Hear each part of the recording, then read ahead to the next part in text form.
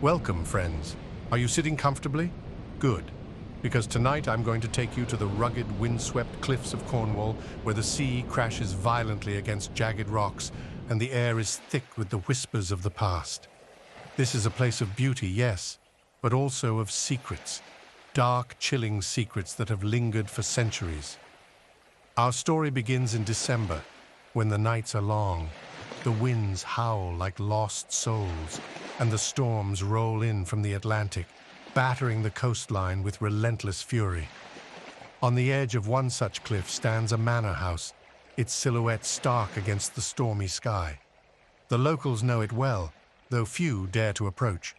They speak of strange occurrences, lights flickering in empty windows, shadows moving where no one should be, and the faint sound of screams carried on the wind.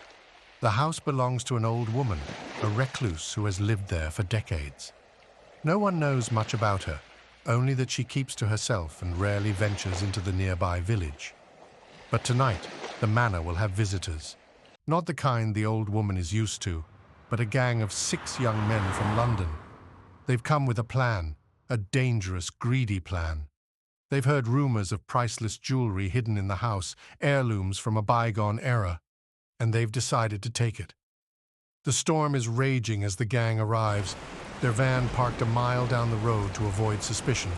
They trudge through the mud and rain, their flashlights cutting through the darkness. The leader, a cocky, fearless man named Danny, is the first to reach the house. He signals to the others and they follow, their breath visible in the freezing air.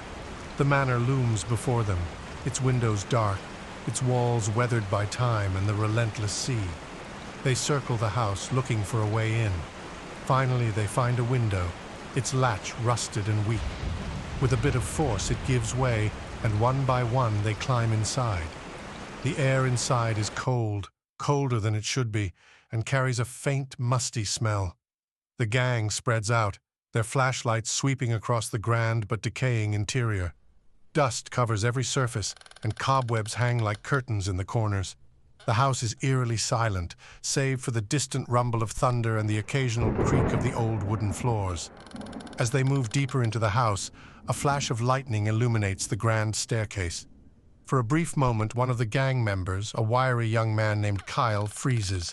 At the top of the stairs, he sees a figure, a woman dressed in black, her face pale and expressionless. "Did you see that?"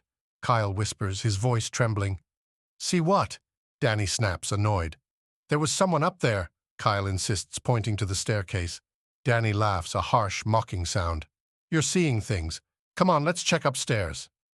Despite their unease, the gang follows Danny up the stairs. The old wood groans under their weight, and the storm outside seems to grow louder, as if protesting their intrusion. When they reach the top, the figure is gone, but the hallway stretches before them, lined with doors. "Split up," Danny orders. "Search every room. We're not leaving until we find that jewelry." Reluctantly, the others obey, each disappearing into a different room.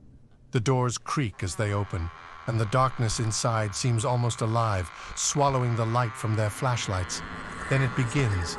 A scream, high-pitched and blood-curdling, echoes through the house. It's followed by another and another, each more horrifying than the last. The youngest of the gang, a timid boy named Jamie, is left standing alone in the hallway, his flashlight shaking in his hand. "Danny?" he calls out, his voice barely audible over the storm. There's no answer, only the sound of the rain pounding against the windows and the distant roll of thunder. Then, from the shadows at the end of the hallway, he hears it, a low, guttural whisper calling his name. Jamie's face turns white as a sheet. He drops his bag of stolen items and bolts down the stairs, his footsteps echoing in the empty house.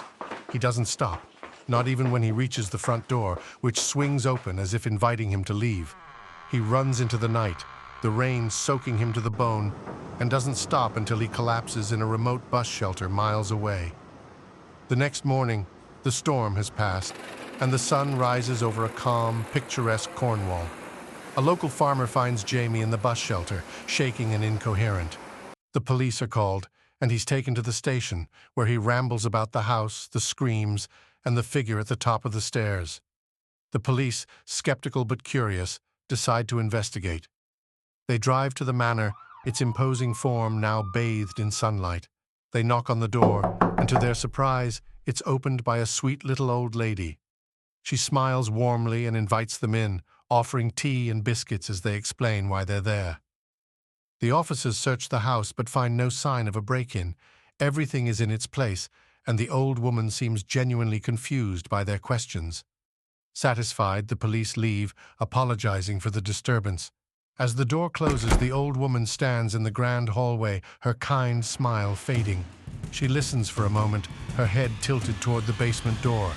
From behind it, faint but unmistakable, come the screams of the gang, trapped in eternal torment. Back at the station, Jamie's condition worsens. He's unable to provide any coherent answers, his mind shattered by what he experienced. A doctor is called, and Jamie is committed to a mental hospital. Weeks later, as he sits in his padded cell, staring blankly at the wall, he receives a visitor.